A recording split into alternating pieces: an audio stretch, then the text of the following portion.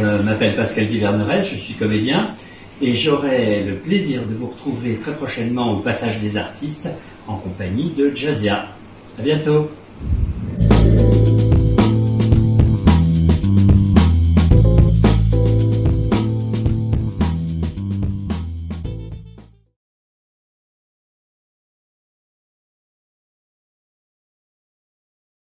Bon, pour ce qui est du climat sanitaire que nous traversons, je pense qu'il faut être responsable, raisonnable.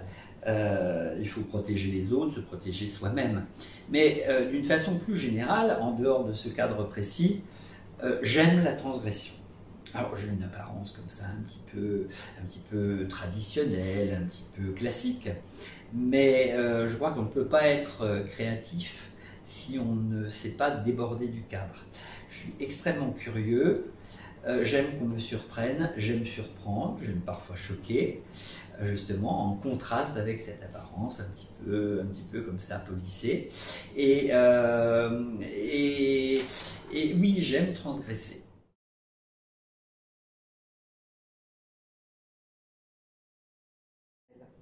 Alors, il n'y a pas une belle rencontre, il y a des rencontres différentes les unes des autres, certaines plus mauvaises que d'autres, évidemment, mais il y a surtout des personnages qui marquent.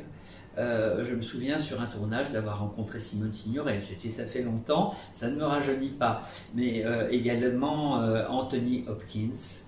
Pour moi, ce sont des personnages qui m'ont marqué par leur simplicité, et par leur humilité et justement ce sont des gens qui n'avaient pas cet ego surdimensionné et donc une générosité dans le jeu.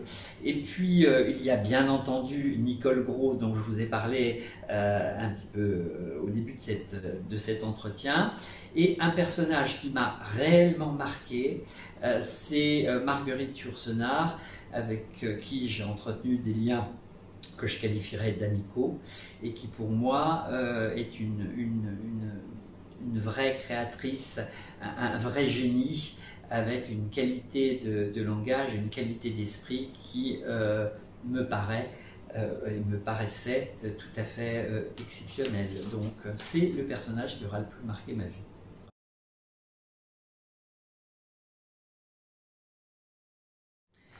Alors, cette période de confinement a eu du bon, parce que j'en ai profité pour écrire, et pour écrire en particulier un scénario qui, normalement, devrait prendre vie sous la forme d'un film, d'un long métrage, dans les mois qui viennent, en tous les cas l'année prochaine.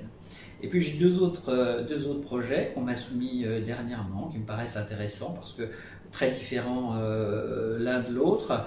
Un plus sombre, je dirais presque un peu mystique, et puis le deuxième qui est très sincèrement une vraie comédie, comme on en faisait dans les années 80. Donc voilà, j'ai plusieurs pistes, pas de théâtre en vue par contre.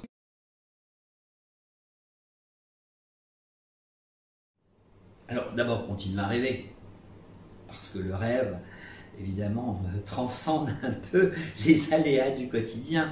Non, surtout, le conseil, c'est travailler, travailler, travailler. Ne croyez pas que les choses vont survenir comme ça, s'offrir à vous. Alors c'est vrai que dans ce monde de modernité, il arrive parfois que des acteurs de télé-réalité d'un seul coup surgissent. En général, c'est un feu de paille, ils disparaissent aussi vite qu'ils sont arrivés. De temps en temps, évidemment, on repère quelqu'un dans la rue, miracle, mais là encore, ça ne dure jamais très longtemps. Je crois que ceux qui dureront dans ce métier sont ceux qui ont le feu sacré, qui ont une vraie direction artistique, une vraie exigence. Et puis, surtout, il faut se créer... je ne dirais pas une famille, mais en tous les cas, un réseau de gens avec qui on a un certain nombre d'affinités artistiques, plus si possible. Et avec ces gens-là, eh bien, on peut travailler dans le même sens. Et je crois qu'un film, comme une pièce, c'est un travail d'équipe. et que si on ne vit pas bien ensemble, le résultat risque d'en pâtir. Donc créez-vous une famille, même si elle est éphémère, et puis poursuivez ces rêves qui vous animent, vous n'en serez que plus heureux. Bien écoutez, Jazia, c'est moi qui vous remercie de m'avoir reçu, d'avoir passé ce moment avec vous, et je vous dis à très bientôt, et surtout, prenez soin de vous.